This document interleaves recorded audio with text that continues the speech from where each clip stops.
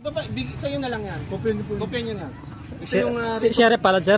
Sheriff Palad sa Regional Trial Court. Ito yung kautusan ng hukuman. Nakasulat na kautusan ng hukuman para ito nga yung writ of demolition. Dated January 29, 2019.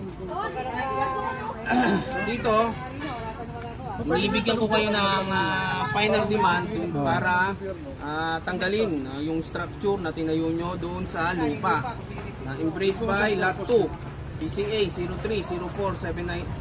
03-04-972. May laking 17,102 square meters.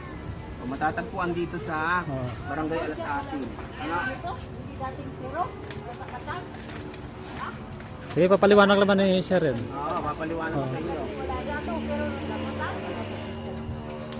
Yung iba, saan? Ay, pakitawag yung iba. Para maintindihan nila. Makinig tayo, hindi rin namin alam yan.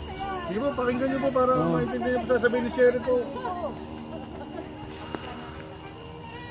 Wala ka talaga, Gaspar ka. Wala ka talaga. Picturean nyo yung subject lot. Picturean nyo. Yan ang lot 2. Ayan. Kabuuan mo ba yung Kabuuan. Containing, kabuuan to, 17,102 square meters. surveyor? Bawat surveyor, kanya-kanya yung kanya-kanya yung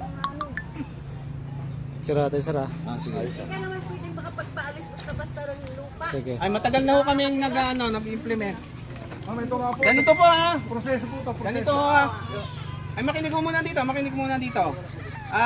Sa ngayon, ito nga, nag-coordinate po na to sa Presidential Commission Urban Poor. Kung natatandaan nung iba, nag-serve na kami dito. Nagkaroon na tayo ng pre-demolition conference. Sino yung mga naka-attend sa pre-demolition conference?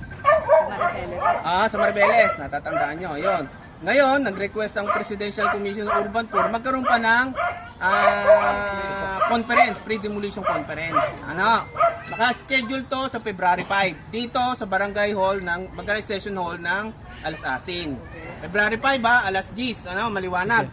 Ngayon ito, bibigyan ko ulit kayo ng court order, Tigi-tigisa, Nasaan na ba itong mga yung mga original defendants na ito?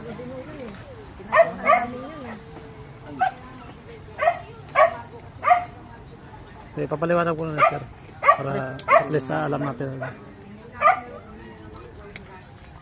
Nasaan na yung mga original defendants nito? Si Ruben Ulidan. Kilala niyo to? Nandito pa tayo si Ruben? Punta ko dito. Risa May Adokal. Wala na ho dito yan. Matagal mang umalis to.